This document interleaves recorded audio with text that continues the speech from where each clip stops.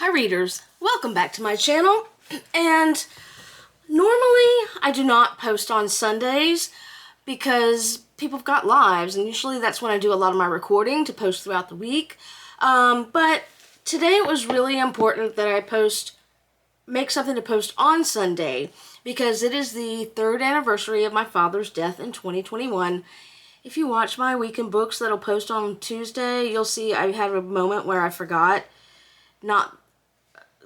It really doesn't seem like it's been 3 years. Also, 2020 to present seems like one big long year. So, I remember the day, of course, because he passed on St. Patrick's Day, and won't be able to celebrate that the same way. Anywho, my channel is all about books, but my life is not all about books. My life is also about music. And I listen to music every day in my car, at the house, whatever.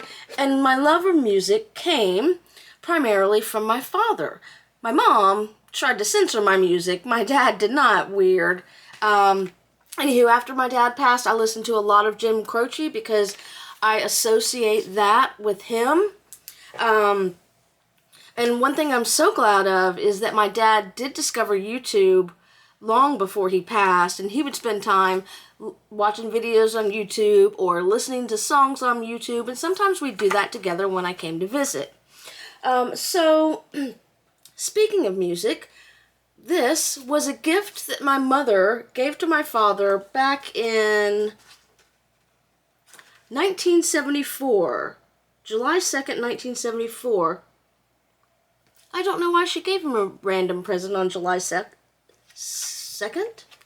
But this is Writings and Drawings by Bob Dylan. This is a treasured, as you can see, it's falling apart. This is treasured. I got this a long time ago from my dad. It was one of the things that I wanted, like decades ago. And I keep it in a special place. And when I listen to Dylan, I think of my dad. When I listen to Croce, I think of my dad. Another thing that my dad and I have in common, more so now than when he was alive, excuse me, big glass of wine time, and also after 5 o'clock sun raining down, so this is my special effects.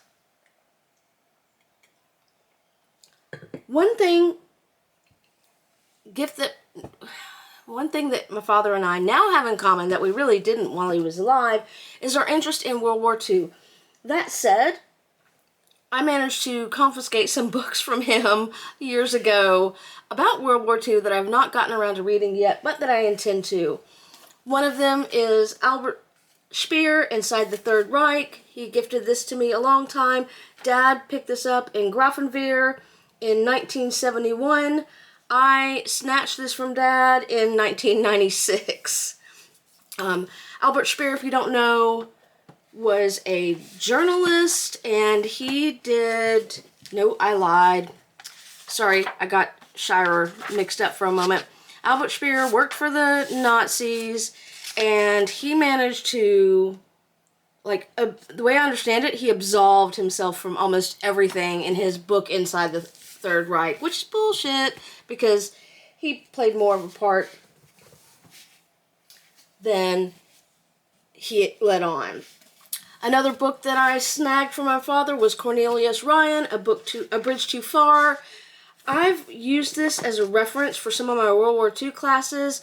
I don't know when my dad got this, but his parents gave it to him, so I'm assuming it was after he got in the military. The inscription is, "For a dear son, love always daddy and mother." And I snagged this from my dad in 2000. The final book that I'm going to show, there are several more up there on my shelf. Panzer Battles, Red Knight of Germany, etc. Oh, Berlin Diary by William Shirer, who I had a blonde moment. Luftwaffe War Diaries by Cages Becker. And I don't know who Cages Becker is, but I love that first name. I'm probably pronouncing it wrong. Don't know when he got it. He just got his initials in here. But Dad was also into warfare, military histories, especially he was in the cavalry, or sorry, he was a tanker, so he was interested in anything like that.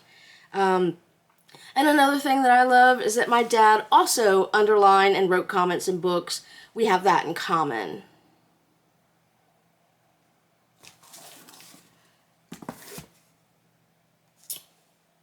Okay. I'm trying to balance this. When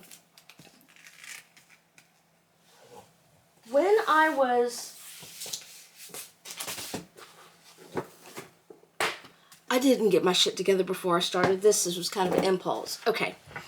When I was kind of growing up, I say grown up, I was over 18. My dad introduced me to Joseph Campbell, and this was probably the best late 90s. So I was grown, but I still was not who I am today.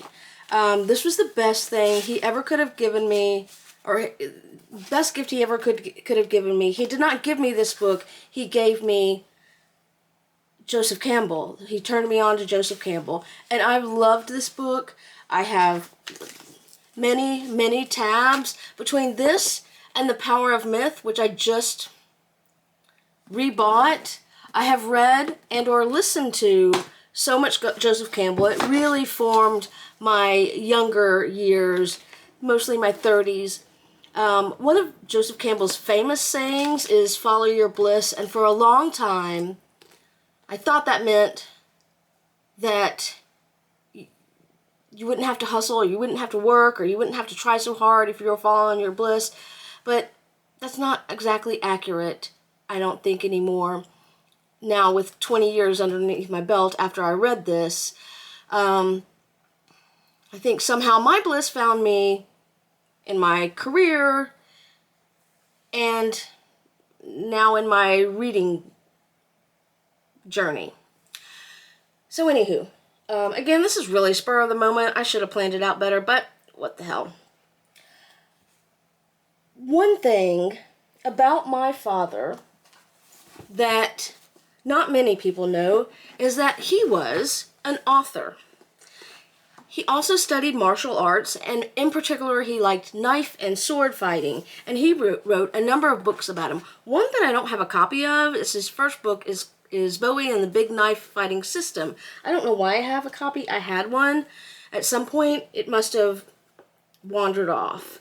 But you can find his books on Amazon. It'll go to his widow if you purchase one. Royalties will. He wrote a book on the fighting kukri. He wrote a book on the fighting sword.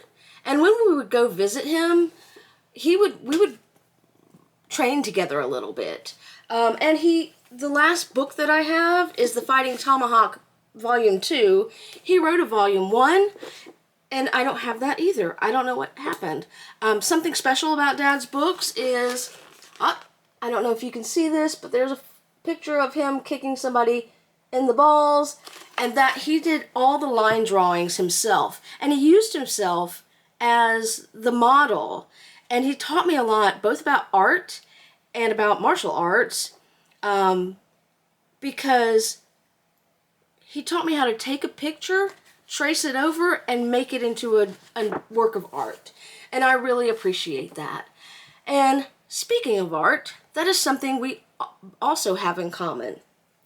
We, huge movie buffs, huge art, as in fine arts, visual arts buffs, in whatever form. And this is something I snagged in 2000 that we had throughout my childhood, and it was something I wanted very badly. It's a book called The Girl and the Hairy Paw, and it is about King Kong. The original, I believe. It's been a long time since I've opened this book.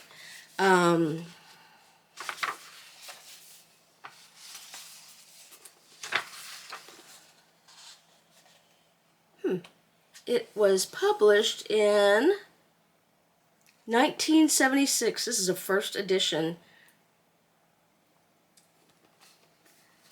And Yeah, it is about the original, because there's stuff in here about Fay Ray. There's pictures from the movie. Oh, sorry.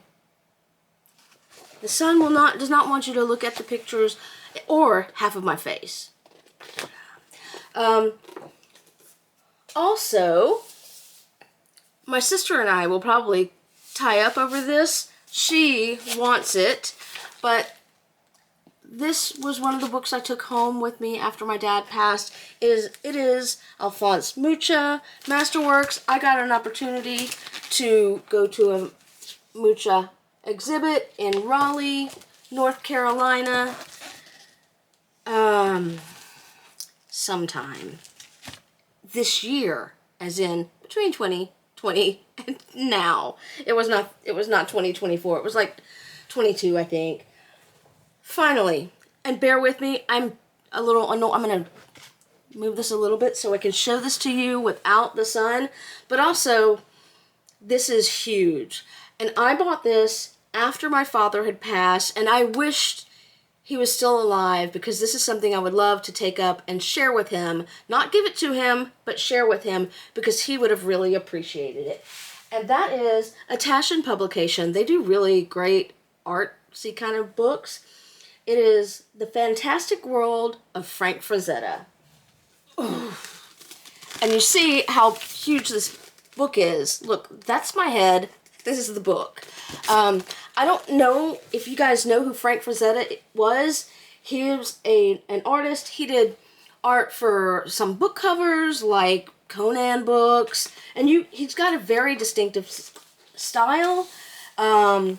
You'll hear about the Frazetta girls. You'll know Frank. If you know Frank Frazetta, you know his work when you see it, even if it's not labeled. Here's a Frazetta girl. He's just beautiful artwork. There's another one. Most of them are in various stages of undress, but to be fair, let me find a picture of a man, because a lot of the men were too. Anywho, this book, I don't even know how much it weighs, but it's like almost as big as my body. Like, it's in my lap right now, and it comes almost to my chin. Again, I really wish that my dad was here to share that with me. I hope I've done him service in this memorial video. He is missed, and that's all I've got. Happy reading. Oh, if you got your mom and dad still alive, tell them you love them and go visit or call.